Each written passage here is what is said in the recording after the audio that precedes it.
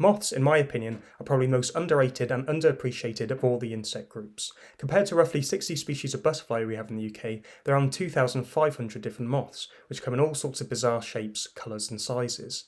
Now, the great thing about moth trapping is that, so long as you have a small garden, you can essentially do it anywhere. Even if you live in the middle of the city, you'll likely be surrounded by dozens of different species. I live in a city, and over the last 10 years of trapping I've caught over 100 species by now. Now, moth traps aren't too cheap. Usually you have to spend between £100 and £200. But considering they can last for well over a decade and that you'll have a lot of fun every time you use it, it's certainly worth it in my opinion. And not only is it a fulfilling hobby, moth trapping is also very important. Not only can moth diversity tell us much about the health of the local ecosystem, but many UK moth species are in serious trouble, and it is important that we monitor how populations are doing. Over 60 species went extinct in the UK during the 20th century, and in southern England, moth numbers have fallen by 40% since 1968. As moths play a vital role in pollination and feeding other ecosystem species such as bats and birds, it's very important that we note down what we catch for scientists to use. So in this video, I'm going to break down everything you need to know when starting moth trapping. So what does a moth trap consist of? Well, I've got all the equipment here in front of me. So as you can see on your right, I've got the walls of the trap, so I'm going to be constructing this trap now. Not all moth traps are like that, some are all ready to go. In this box here, I've got some old egg boxes.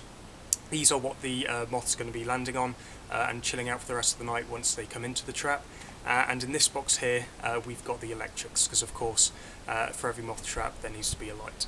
But there is actually one more piece of equipment I would recommend, and that is a really, really old sheet. We're going to be putting this out on the floor now, and you'll see why it's important.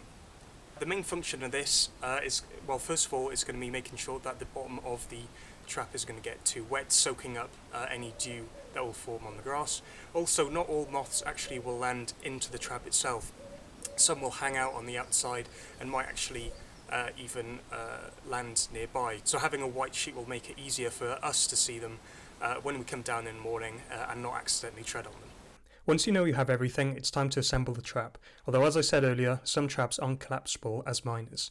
The type of trap I have is a Skinner trap, which uses two plastic panes to funnel the moths into the box. When putting these into place, make sure there aren't any gaps in the corners from which the moths can escape. Next, put in a generous amount of egg boxes, and then add the lights, which should be placed above the bottom of the funnel.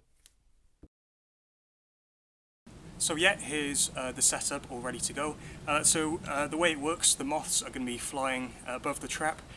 When we set up the lights, they're going to be attracted to it, and they're going to be falling into the trap. And of course, once they're in the trap, they can't escape for the night. And as you can see, I've put the boxes inside here, so they'll have a place to rest.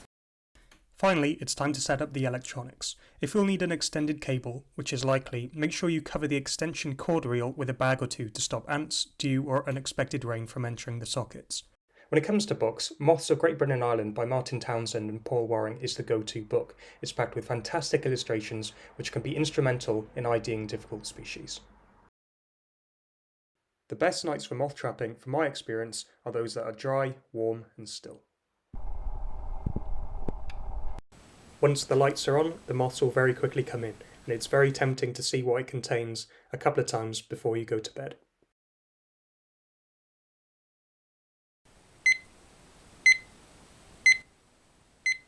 So I've just woken up, it's about 7 o'clock, and this is roughly the time that I check the moth trap, anywhere between 7 and 8 really. It's really exciting. I see moth trapping like being a kid again on Christmas Day, when you wake up and you're not sure quite what sort of goodies there are waiting for you downstairs. Obviously it comes with that risk that there might not be anything. I've done some moth traps in the past where there haven't been too many moths at all, but it is the closest feeling you get to, as I said, Christmas Day. So this feeling is always quite exciting.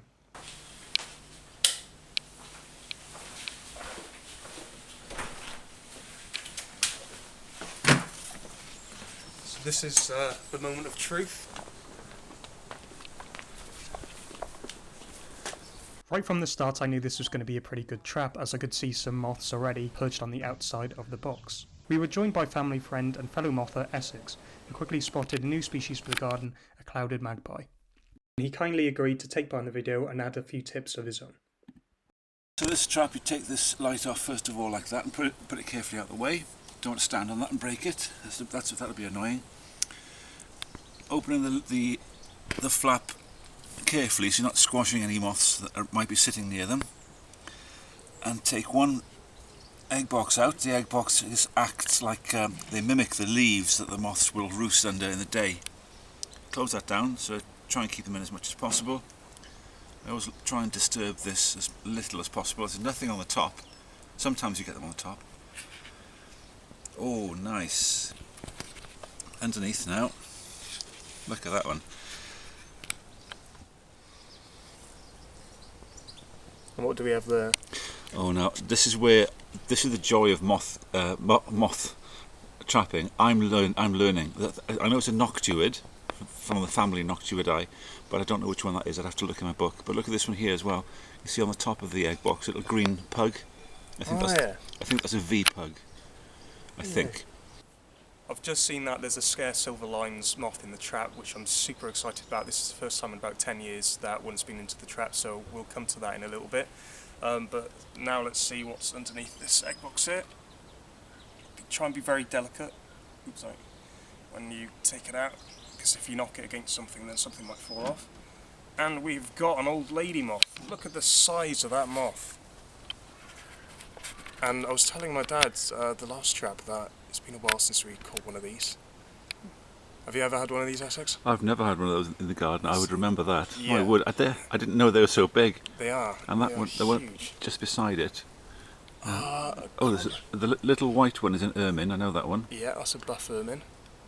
Oh, no, I'd argue against that. It's not. Oh, there's a buff ermine. There's a little. Yeah. Yeah, sorry, but like a bird. The big yellow one. Yeah, that's weird. See, there's a little bird cherry ermine, something like that, and then the buff ermine, completely different moths, but similar names. Yeah. It's really annoying.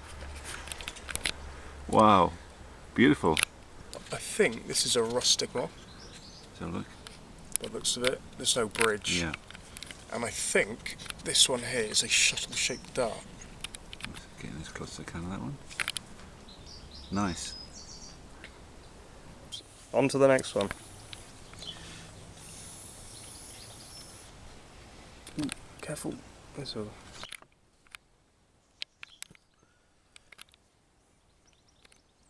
So I close that lid again. Let's have a look. Oh, now then. No, I think this one here is a Eudonia. That's a micro. That's a shuttle-shaped dart, isn't it? Sure that's not the flame? Oh, I think it's quite thin. it might be a flame actually. Yeah. Yeah, and we've got the dreaded The large yellow underwing. large yellow underwing. I say dreaded because they can often completely dominate a trap. Yeah, pug there, which I'll take a photograph later on because there's many different pugs. There's another grass veneer there, Chrysotuchia. And this is like Christmas, isn't it? Oh, there's another dot moth. Beautiful dot moth there. Dot moth. I think, is that dark arches underneath the... Yeah, that's a dark arches under there. You can tell the weather's warm, the butterflies are flying off, moths are flying off quite quickly. Yeah. These two are itching to get out. Those are elderberry pearl moths, they're micro moths. And as soon as you open that, bam, they're gone. But others are quite soporific, and they just stay there for ages. Dark arches is a good one. But yeah, that's alright. Isn't that lovely? Yeah. Nice. So this is the last one for the left side. Although I don't think there'll be too many things in here. What we have a marbled beauty. It's a very small moth. This is the first time we've had one in a couple of years actually, so I'm very happy to see one. Yeah, very nice and cute, very small. Okay, time for the right side.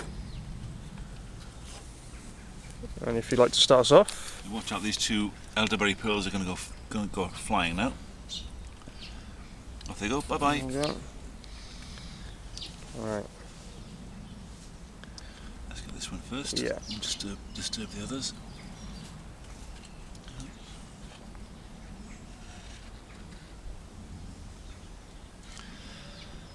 Okay, so nothing on the top. Oh, no, tell a lie.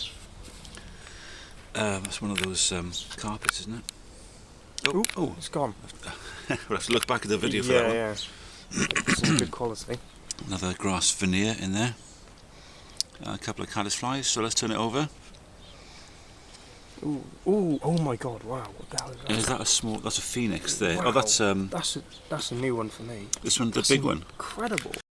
So Essex actually has another book recommendation, so go ahead, Essex. Yeah, Gethin's books, brilliant, great. It's a kind of stripped down version. They're field guides you can shove in your bag and take with you, and they're lighter. They're sort of spiral bound. There's a few of them around, but this one also. This is the book that I have, and the micro Moths book.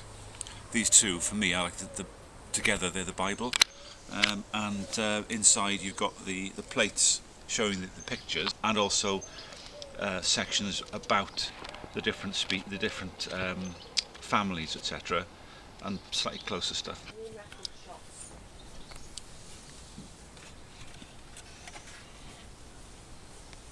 Okay, a lot of buffalo mints today.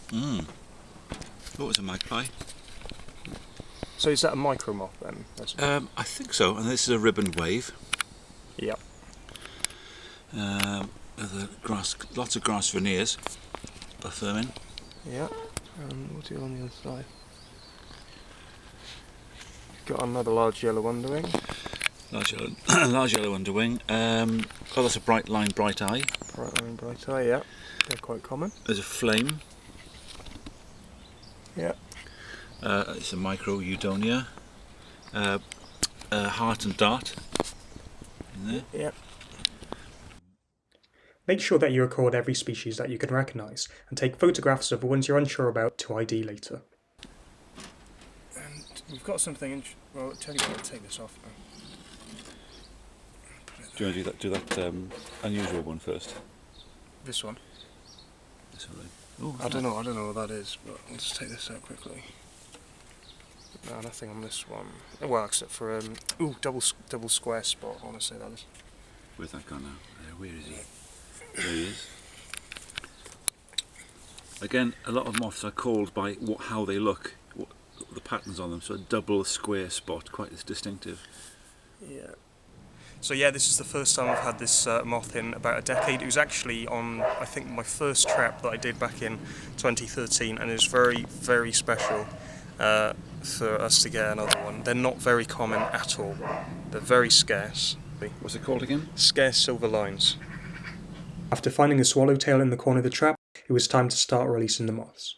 So what I do, I go to an area where I know there's a lot of cover, and with a pen or a pencil, I use these just to prod them out, and typically, eventually, they will fly off.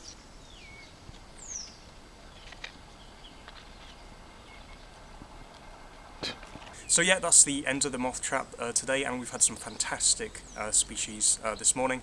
So now it's time to put everything away.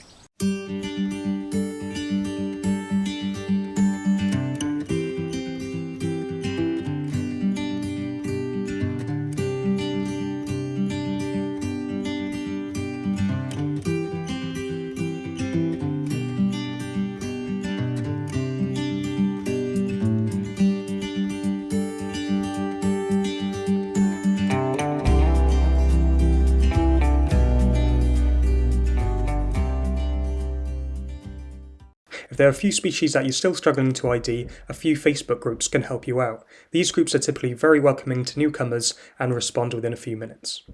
All in all, we had 48 moths from 28 species that day, which I then began submitting online. You'll need to submit your records to your local Environment Records Centre, which you can easily find online. My local one is called Subreg. However, you can alternatively submit your sightings to iRecord, which is an app that you can download onto your phone. It's free to join your local record centre, and submitting your records shouldn't take more than a few minutes. It's very important that we do this, as it's the least we should do after omitting the moths when feeding or mating for a few hours.